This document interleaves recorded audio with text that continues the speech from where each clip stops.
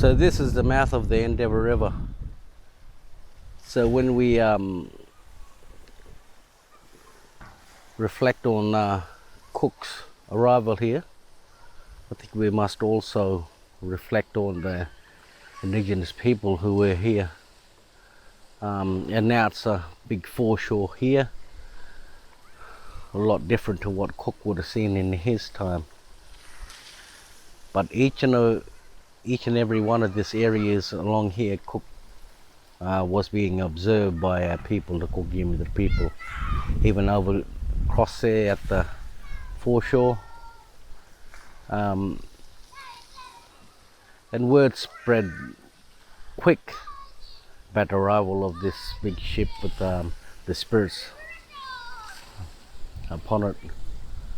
Anyway, this is Grassy Hill, and it's not as grassy as it was.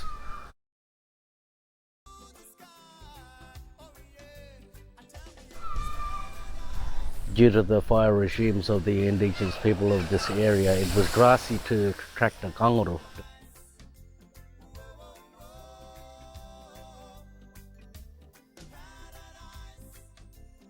Kangaroo.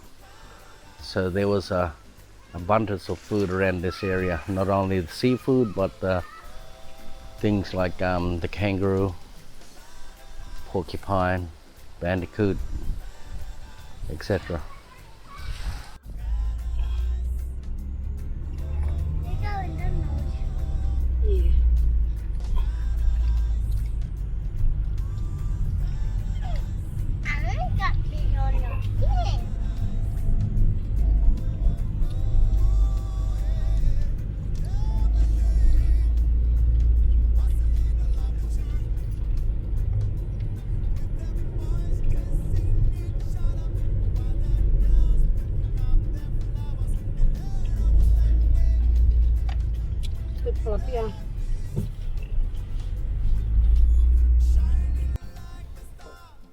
I apologize for the wind.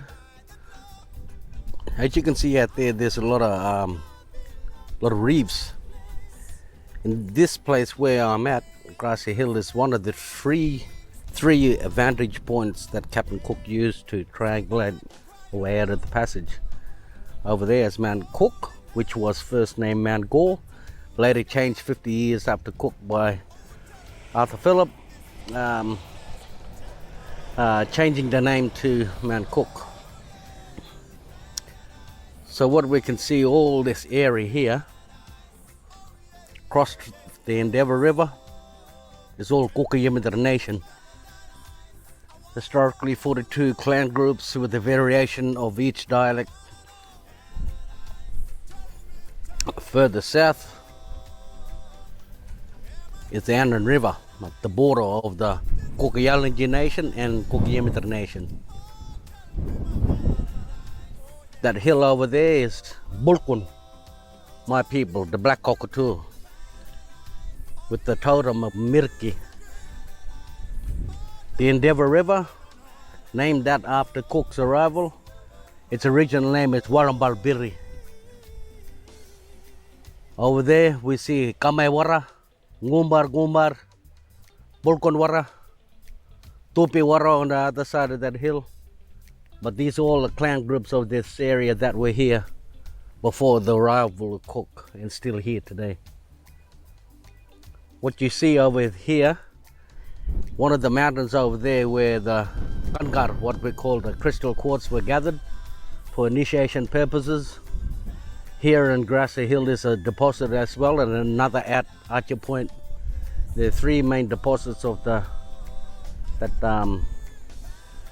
crystal quartz. You can see where the racecourse is. That's where the beginning of the last spear fight in 1912, 1915 between the black and white cockatoo, because the white cockatoo is a symbol of people on the coast. Black cockatoo is a symbol of people in the inside area, the Wakurka and Talun. That spear fight occurred because the displacement of the white cockatoo tried to encroach on the black cockatoo's hunting grounds, and that instigated the fight.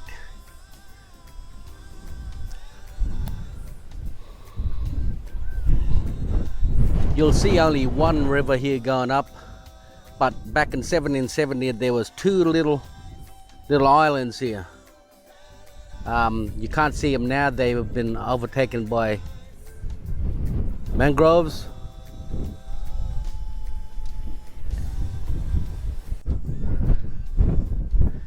Here we're looking down on Cooktown. This is the Wyandotte country, where very special place where no blood was to be spilt. So when Captain Cook shot one of our people through the leg, he desecrated this area and the government and the law of this area. So when the hills were set alight on the 19th of July 1770, it was to bring this special place back to its status quo after desecration by Cook.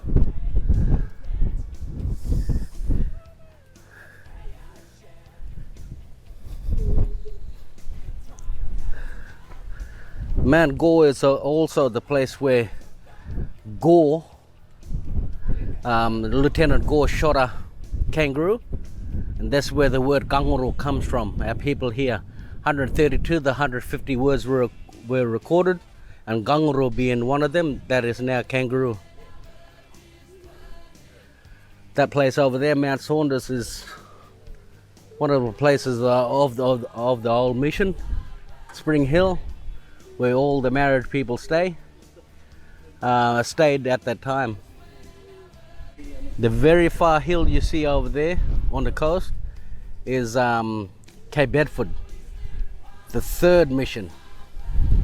So there were 4 missions in total: one McIver, Alum, Cape Bedford, then here at Spring Hill of the Kuku Yalanji people, until they was forcefully evacuated at gunpoint to Warrabinda, where almost half of our community perished.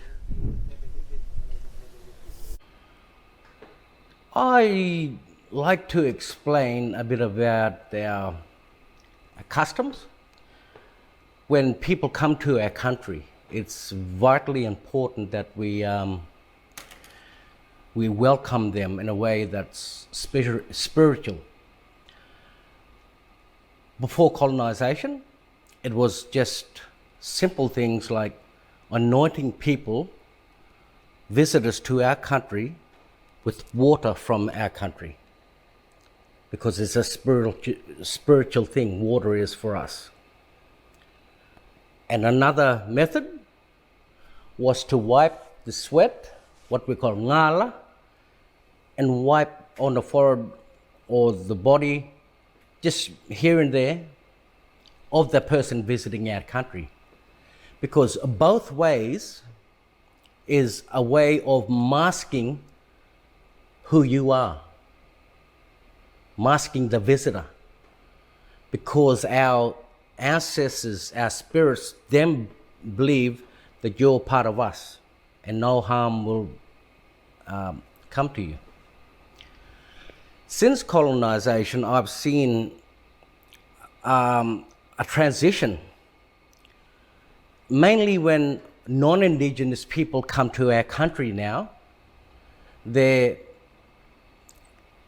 is a smoking ceremony. And the smoking ceremony is to detach any bad spirits you might be bringing into our country. See, before colonization, our people done the smoking ceremony to visiting Indigenous people when they are about to leave. But because after colonization, now when the non-Indigenous people come, there's a smoking ceremony to detach any evil spirits that may be attached to them and welcome them onto that country. And so you have been welcomed by the traditional owner of that country. He would have spoken language, or she would have spoken language about to the ancestors, the spirits, the people we believe still exist. And what I mean by that is, in the past, our people's placenta was placed on our country, mostly in the hillsides or things like that. So that is birth. When our people died, their bones were wrapped up in bark, what we call a tupal, like a parcel, and it was taken back to be placed near where the placenta was left. So that's an orbit of life, the circle of life, because you uniting your death with your birth again, so you continue to stay on that country. Just thought I'd let you know.